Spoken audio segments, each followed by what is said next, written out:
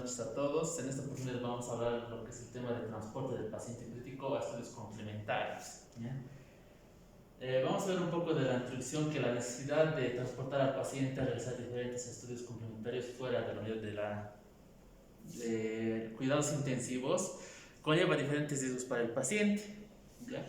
No solo por las alteraciones fisiológicas del paciente, sino también por las fallas mecánicas de los diferentes equipos y el personal de salud también. En esta parte no solamente el personal se ve involucrado en las fallas, sino también los equipos y también la coordinación del paciente, ¿no? Y la comunicación más que todo. Se dice que en Estados Unidos el 23% de los accidentes suelen pasar justamente por falta de comunicación y coordinación entre los diferentes servicios. ¿Ya? Vamos a definir un poco lo que es la definición del transporte, ¿no? El transporte intrahospitalario de pacientes críticos lo definimos como el movimiento del paciente en situación crítica, en este caso, un paciente crítico, dentro del mismo hospital, a diferentes distancias del mismo hospital para diferentes estudios complementarios o algún procedimiento que se le pueda realizar al paciente. ¿Ya? Y que dichos procedimientos no se pueden realizar en la unidad ni al pie de la cama del paciente. Por eso es la necesidad de transportar al paciente al servicio donde se va a realizar el estudio complementario. Tenemos la clasificación del transporte que se clasifica en dos: traslado de pacientes estables, aquellos pacientes que no necesitan monitorización y pueden ir a los estudios sin acompañamiento del personal de salud. ¿Ya? Y tenemos el traslado de pacientes críticos, que se puede clasificar en tres grupos. El grupo 0, que no necesitan acompañamiento, que sería en el traslado de pacientes estables. El grupo 1 es situación hemodinámica estable con monitorización básica. El grupo 2, situación hemodinámica inestable. Y el grupo 3, acoplado con el grupo 2 con dependencia de ventilación mecánica.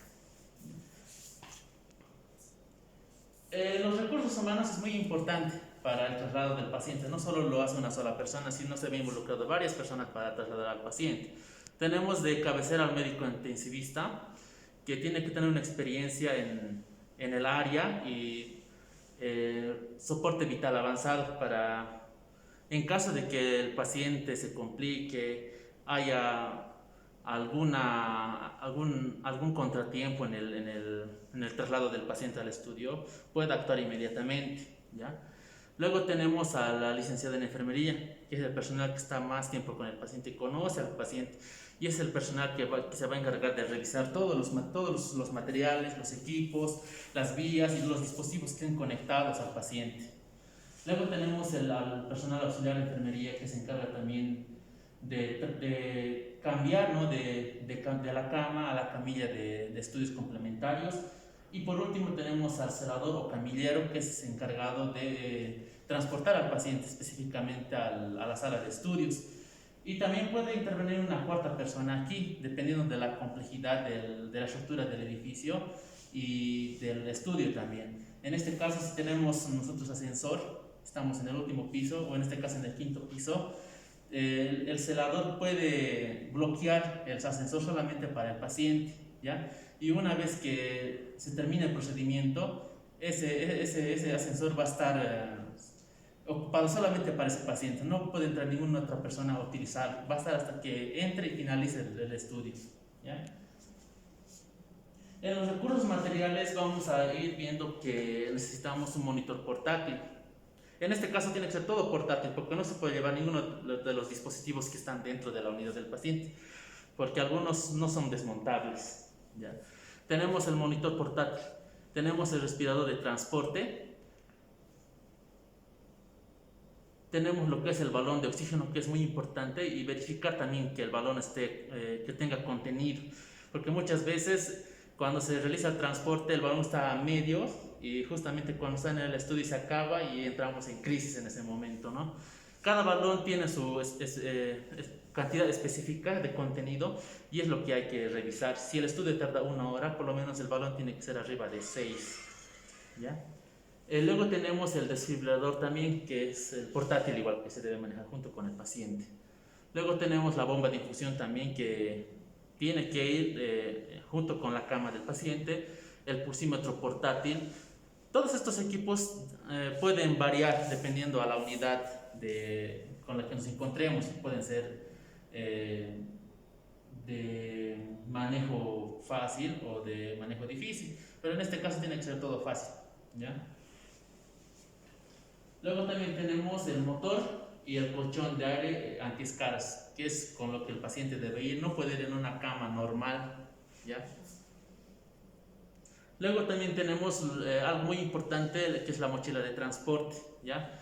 Donde debe haber todos estos elementos, ¿no? Una cánula Portex, válvula Heimlich, guantes estériles, paño estéril, conexión bicónica, catéter venoso central, balón de resucitación más reservorio y mascarilla, algadera de oxígeno, gudel de varios tamaños, Jankauer, humidificador, sonda nasogástrica, lubricante, una bolsa colectora, jeringas de cono grande, fonendoscopio, sonda vesical, más bolsa colectora, tubos orotraqueales de varios tamaños, un fiador de tubo, vendas de algodón, mango de laringoscopio y palas Swivel con abocage número 20, 18, 16 o 14, válvula antes de flujo, agujas, tapones, llave de 3 pasos, jeringas, apósitos, compresores, hoja de bisturí, y dentro de lo que es el equipo de fluidoterapia, el suero fisiológico y los medicamentos, ¿no? El fentanilo, la mevibacaína, el propofol, el midazolam, flumacenilo, la atropina, adrenalina, becuronio y hidrocortisona.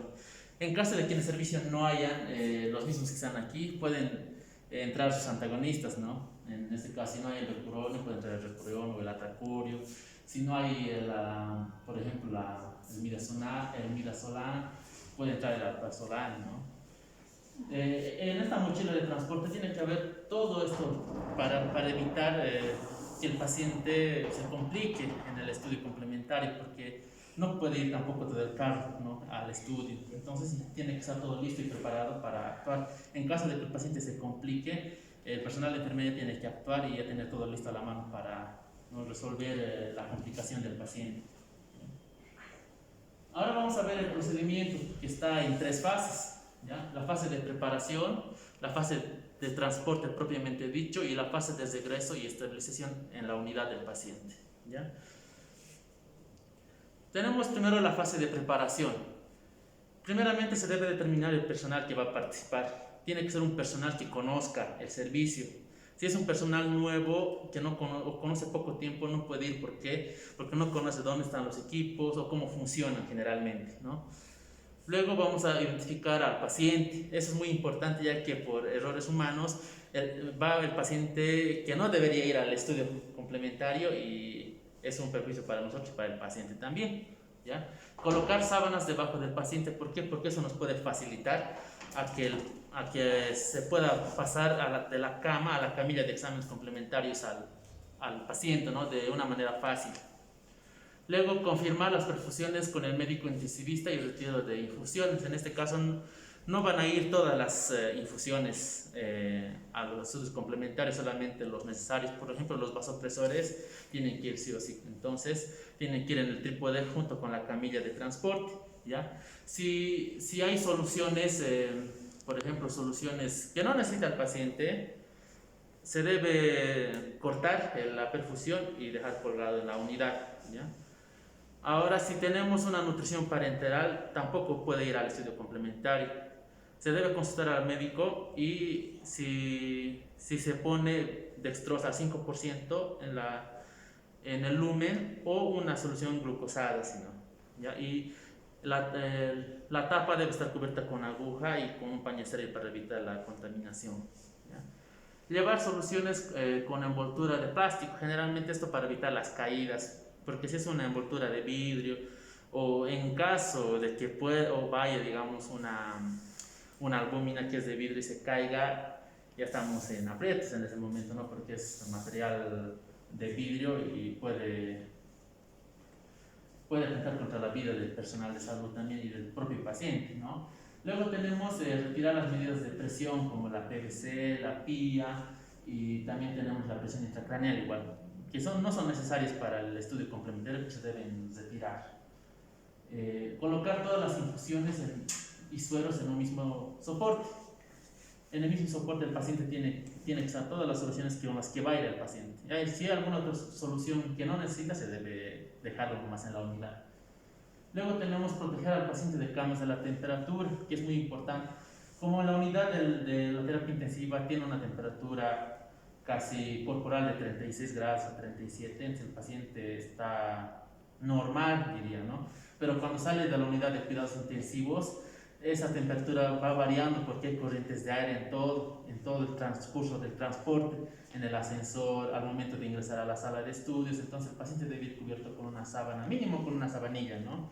Y si el ambiente está muy frío, con una cama más acompañada, ¿ya? Luego revisar las fijaciones, que es donde el personal de enfermería actúa de forma directa, con las vías, el tubo endotraqueal, los drenajes, la zona nasogástrica y la bolsa colectora. Revisar la mochila de transporte, que es muy importante, si está completo el equipo que va a ser necesario, ¿no? Comprobar el estado y revisar la autonomía de materiales necesarios. Comprobar el ciclado del ventilador mecánico, ¿ya? Fijar los límites de las alarmas también. Si es en una hora, la alarma puede sonar o más que todo no apagarlo, sino disminuir el volumen para que no entorpecer el estudio, ¿ya? Cerrar y sellar sellos, válvulas de drenaje o drenajes de expiración. Hay que cerrar con una pinza el drenaje y cubrirlo con apósito. El sello, por ejemplo, que tenemos aquí en el paciente, no puede ir tampoco con el paciente al estudio complementario. Luego, el pinzamiento de la sonda Foley, por ende, y la fijación de la bolsa colectora. Muchas veces cuando transportamos al paciente o cuando va a quirófano, la bolsa colectora está encima del paciente, y eso es un error que generalmente se comete en todos lados y no debe ser así. Tiene que estar sujeto en la parte baja de la cama o de la camilla con la que se va a trasladar y bien fijada para evitar que se salga y se chorree el contenido también, ¿no? Luego tenemos si el paciente tiene tubo endotraqueal, las primeras secreciones antes de salir al estudio complementario para evitar futuras complicaciones que se puedan presentar también.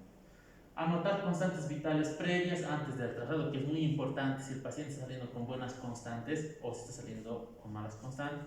En caso de que el paciente salga con malas constantes vitales, se puede cancelar el traslado al estudio complementario, ¿ya? Luego tenemos también llevar siempre la historia clínica, que es muy importante, y las pruebas diagnósticas que sean necesarias. Antes de iniciar el traslado, confirmaremos con el servicio del sector. Ahí también es muy importante tomar en cuenta este punto, ya que no hay una buena coordinación entre la unidad de cuidados intensivos y el servicio que va a realizar el estudio complementario, ya que cuando llaman, el paciente está siendo trasladado al servicio, se espera unos 15 a 20 minutos, inclusive una hora. Entonces, ni bien el servicio esté ya disponible, nos tienen que llamar para bajar inmediatamente al paciente porque es un paciente crítico, ¿ya? Disponer del bloqueo de uno de los ascensores para el traslado del paciente, que también es muy importante. Ese es encargado del celador o el camillero. Si se va a bajar un paciente a los estudios complementarios, ese ascensor tiene que ser exclusivo para ese paciente. No puede entrar nadie más, aunque siga en el transcurso del diagnóstico, ¿no? No puede utilizarse, porque cualquier dato el paciente se puede complicar, entonces tiene que volver inmediatamente a la sala de cuidados intensivos. Llenado y verificado del checklist para evitar los olvidos igual, ¿ya? Ahí tenemos la lista o el checklist, ¿no? Que es un formato que se debe realizar para evitar los olvidos de todos los equipos, material, por ejemplo. En la preparación del paciente, ¿no? Monitorización correcta y adecuada a cada traslado, correcto. Revisión de perfusiones necesarias durante el traslado, correcto. Comprobación y fijación de tubos, vías, drenajes, correcto. Retirar nutrición enteral o parenteral según protocolo, correcto. Confirmar funcionamiento, baterías, monitor, respirador, correcto. Comprobar, revisar mochila de transporte, medicación necesaria, oxígeno, correcto. Si cumplimos todo eso, el paciente está listo para ser trasladado. Pero si falta uno de estos, el paciente no puede ser trasladado. Ahora tenemos la fase de transporte propiamente dicho, que es trasladar al paciente, ¿no? Una vez que se haya verificado todos los pasos de la preparación, que ya está listo para bajar al servicio donde se va a realizar el estudio complementario. Tenemos primeramente vigilar las constantes vitales y documentar. Supervisar el paso de las puertas, muchas veces por el apuro de que el paciente llegue en hora al estudio complementario. A veces justamente el trípode, algún monitor, las bombas que me chocan justamente con la puerta del ascensor, entonces ahí se cae y ahí es donde estamos en crisis también el personal, ¿no? Entonces el personal de enfermería y el celador tiene que supervisar la entrada correcta al ascensor para evitar todos estos inconvenientes. Preparar al paciente para el paso de la camilla de diagnósticos, ¿ya? Conectar el respirador portátil a una toma de la pared en caso de que el oxígeno se esté acabando o tenga ya un volumen bajo. La unidad donde se va a realizar tiene que tener su oxígeno, ¿ya? Donde se pueda conectar para que el paciente no sufra percances del oxígeno, que es muy importante en este caso.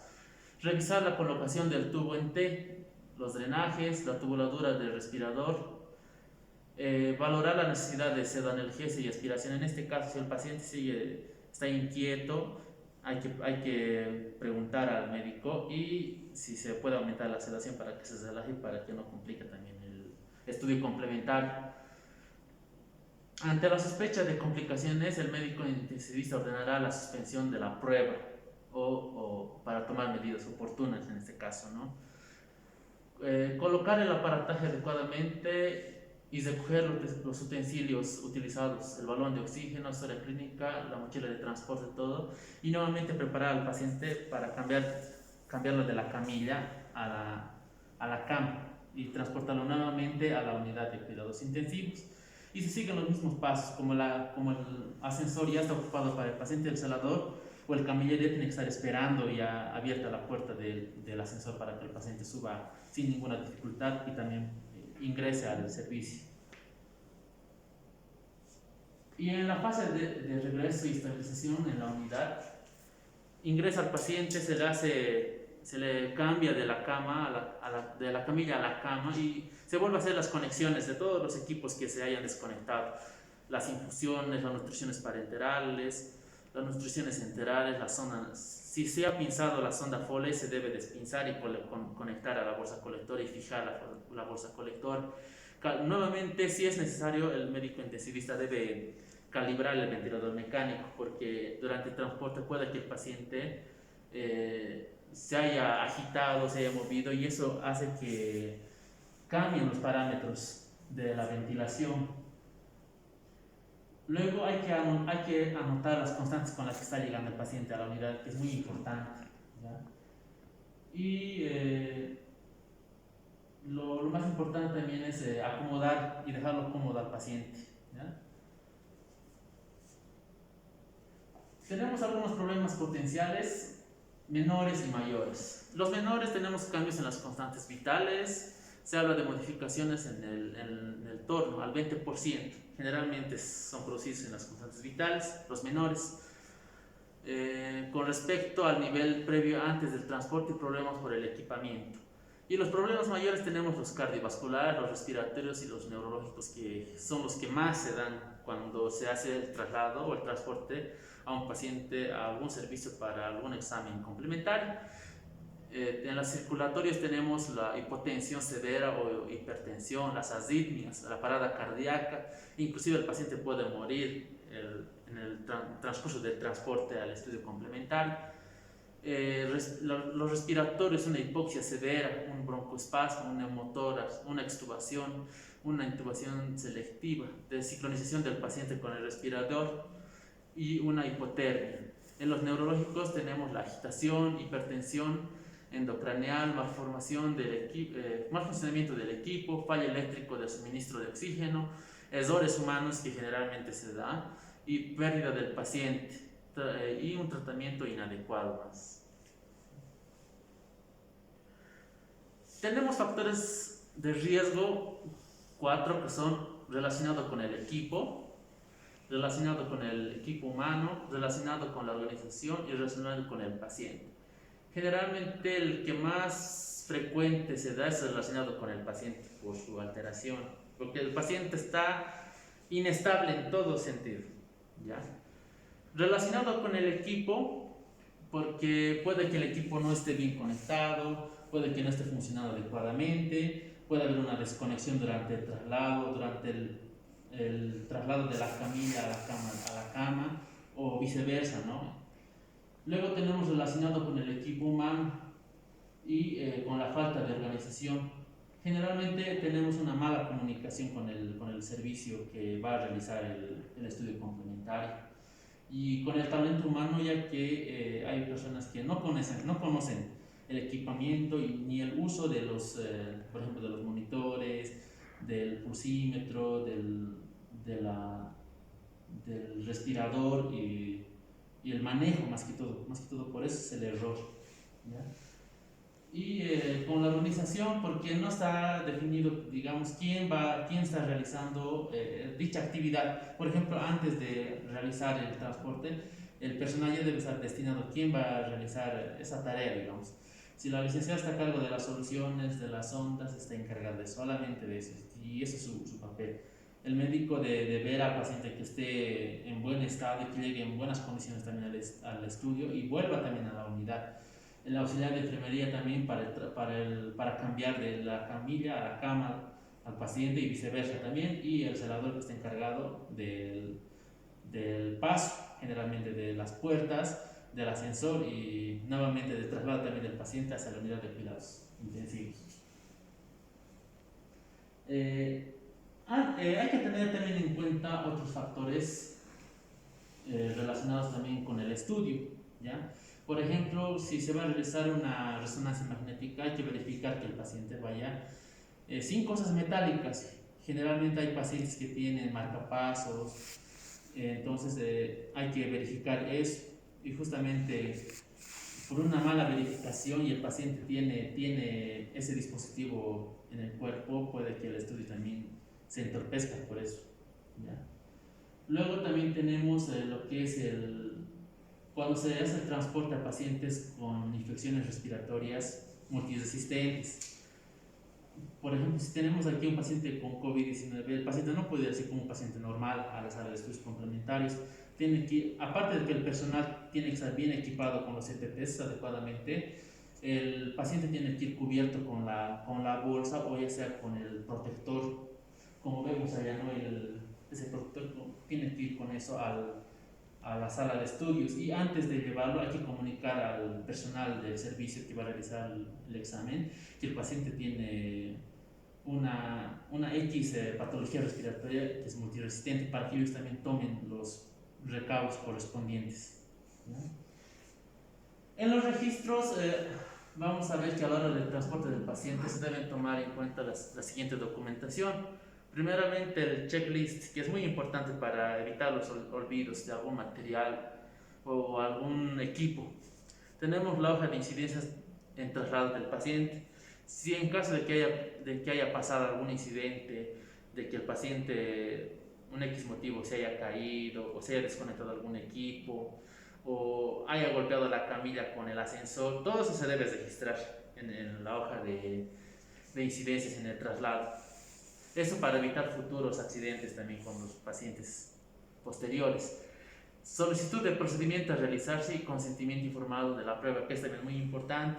Si el paciente no está consciente, puede ser el familiar y tiene que ir de la mano con la historia médica también. Informe de cuidados de enfermería para el transporte del paciente. ¿Qué ha hecho el personal de enfermería durante el transporte? Todos esos cuidados hay que describir, ¿no? Y como último, lo que no está escrito no se ha hecho. Todo lo que se le está haciendo al paciente antes, durante y después del estudio complementario se debe registrar en la hoja de enfermería para evitar problemas legales. Y eso sería. ¿Tienen alguna duda, pregunta? Listo.